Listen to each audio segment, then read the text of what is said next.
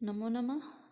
पिछले वीडियो में हमने कक्षा 7वीं के द्वितीय पाठ दुर्बुद्धि विनश्यति का उच्चारण एवं अर्थ पढ़ा था।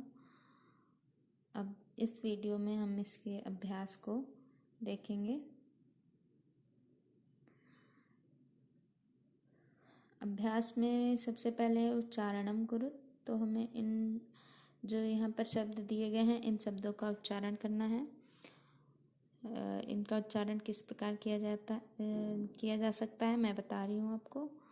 फुल्लोत्पलम अवलंब्य पक्त्वा कम्बुग्रीवः आवाभ्याम भक्षयिष्यामि उक्तवान् हृदं सुहृदां भवद्भ्याम उड्डीयते भ्रष्टः। दूसरा प्रश्न है, एक पदेन उत्तरत कूर्मस्य किम नाम आसीत्। तो इसमें जो भी प्रश्न है इनका हमें एक पद में उत्तर देना है, एक पद अर्थात एक शब्द में। तो पहला प्रश्न हमारा कूर्मस्य किम नाम आसीत्, कछुए का क्या नाम था। यहाँ पे आप उत्तर लिखेंगे। सरस तीरे के आगच्छन्, तालाब के किनारे कौन आए। कूर्मः केन मार्गेण अन्यत्र गन्तुम् इच्छति, कछुआ किस मार्ग से दूसरी जगह जाना चाहता था। लम्बमानं कूर्मं दृष्ट्वा के अधावन्, लटकते हुए कछुए को देखकर कौन उसके पीछे दौड़े। ठीक है, तो ये उत्तर आप करेंगे। अगला तीसरा प्रश्न देखिए, अधोलिखित वाक्यानि कः कम प्रति कथयति इति लिखत। तो इसमें ये जो वाक्य लिखे हैं इसमें से इन वाक्यों को किसने कहा है और किससे कहा है। कह कथयति यानी किसने कहा है, कम प्रति कथयति किससे कहा है। तो इसका उत्तर हमें यहाँ पर लिखना है।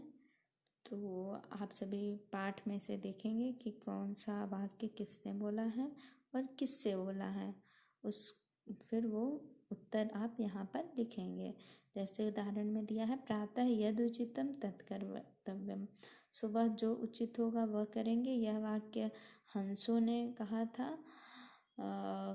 किससे कहा था, कछुए से कहा था, इसलिए हंसौ कूर्मम प्रति, यह यहाँ पर उत्तर लिखा हुआ है। इसी प्रकार हम आगे के भी ये अपने प्रश्नों के उत्तर दे देंगे। आगे बढ़ते हैं। चौथा प्रश्न है, मंजूषाता क्रियापदं चित्वा वाक्यानि पूरयति। इसमें से वाक्य लिखे हुए हैं, इन वाक्यों में क्रियाएं नहीं लिखी हुई हैं और आपको मंजूषा में क्रियाएं दी हुई हैं और वहाँ से आपको क्रिया छांट करके रिक्त स्थान भरना है। पहला देखिए, इसमें हंसाभ्याम सह कूर्मोपि, हंस के साथ कछुआ भी क्या करता है, उड्डीयते, उड़ रहा है। अहम किंचिदपि न, मैं कुछ भी नहीं बोलूँगा, तो वदिष्यामि। यह हितकामानां सुहृदां वाक्यं न अभिनन्दति।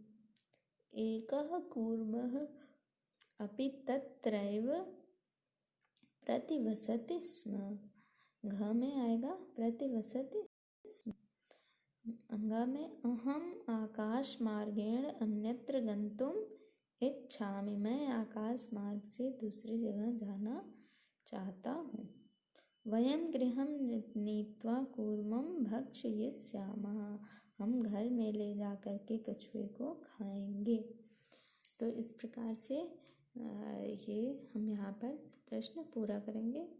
पांचवा प्रश्न है, पूर्ण वाक्य न उत्तरत। इसमें जो भी प्रश्न दिए हुए हैं इनका हमें पूरे वाक्य में उत्तर देना है, तो वो हम कहानी से उत्तर देखेंगे और इन प्रश्नों के उत्तर देंगे।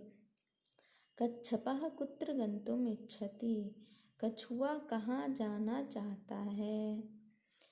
तो ये आपने पढ़ा है इस कहानी में, कहाँ जाना चाहता है, तो वो आप उत्तर देख करके यहाँ लिख सकते हैं। कच्छपः कम उपायं वदति, कछुआ क्या उपाय बताता है। लंबमानं कूर्मं दृष्ट्वा पौराः किम अवदन्, लटकते हुए कछुए को देख करके नागरिकों ने क्या कहा। कूर्मः मित्रयोः वचनं विस्मृत्य किम अवदत्, कछुआ मित्रों के वचन को भूल करके क्या बोल देता है। तो कछुए ने क्या बोला था वो यहाँ पर आपको उत्तर में लिखना है। फिर हमारा छठा प्रश्न है घटनाक्रमानुसारम वाक्यानि लिखत, कि कौन सी घटना पहले हुई है उसके बाद कौन सी घटना हुई है, इस प्रकार से क्रम से हमें इन घटनाओं को लगाना है। इसमें जो वाक्य दिए हुए हैं ये क्रम से नहीं लगे हुए हैं और लेकिन हमें इन वाक्यों को क्रम से लगाना है। तो वो आप कहानी के आधार पर जो है इन वाक्यों को क्रम से लगा सकते हैं। फिर अगला प्रश्न है हमारा सातवां, मंजू सातः पदानि चित्वा रिक्त स्थानानि पूरयत। एक यहाँ पे कथा दी हुई है और उसमें से कुछ रिक्त स्थान दिए हुए हैं और मंजूषा में शब्द दिए हुए हैं, उन्हें चुन करके हमें रिक्त स्थान भरना है। एकस्य वृक्षस्य शाखासु अनेके काकाः वसन्ति स्म, एक पेड़ की शाखा पर कई सारे कौवे रहते थे।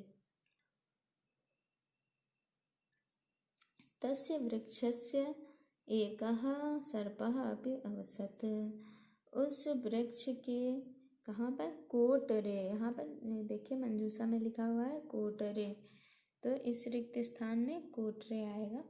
उस वृक्ष के कोटर में एक सांप रहता था। काका नाम अनुपस्थितो, कौवों की अनुपस्थित में काका नाम शिशून खादति स्म, कौवों के बच्चों को खा जाता था। कौन खा जाता था, सर्पः, इसलिए यहाँ पर हम रिक्त स्थान में सर्पः भरेंगे। आगे देखते हैं, काकाह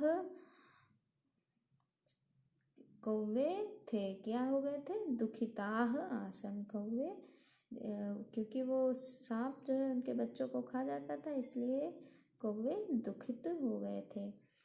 तेषु एकः काकः उपायम, उनमें से एक वृद्धः काकः, देखिए यहाँ पे वृद्धा दिया हुआ है, वो वृद्धा यहाँ पे हम भरेंगे।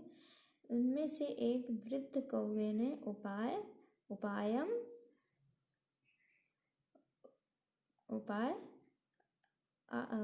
अचिंतयति, उपाय बताया।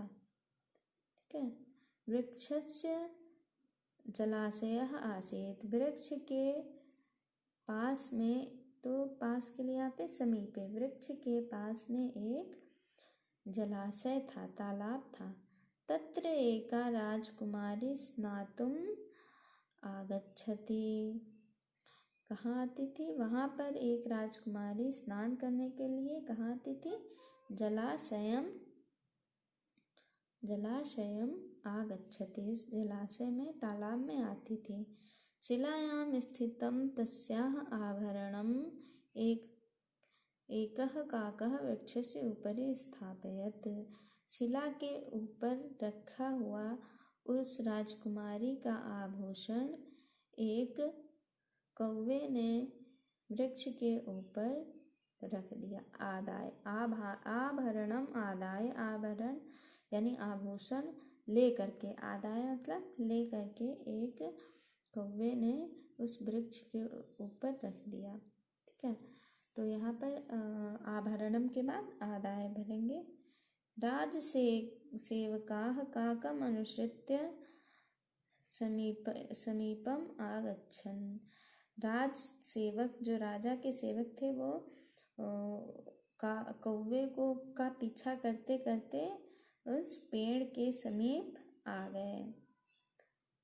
तत्र ते तं सर्पं च अमानयन्, वहाँ पर उन्होंने सांप को देखा और उन्होंने उस सांप को मार डाला। अतः एवोक्तम उपायेन सर्वं सिद्ध्यति, इसीलिए ऐसा कहा गया है कि उपाय से सब कुछ सिद्ध हो सकता है। तो इस प्रकार से यह कथा आप पूरा कर लेंगे।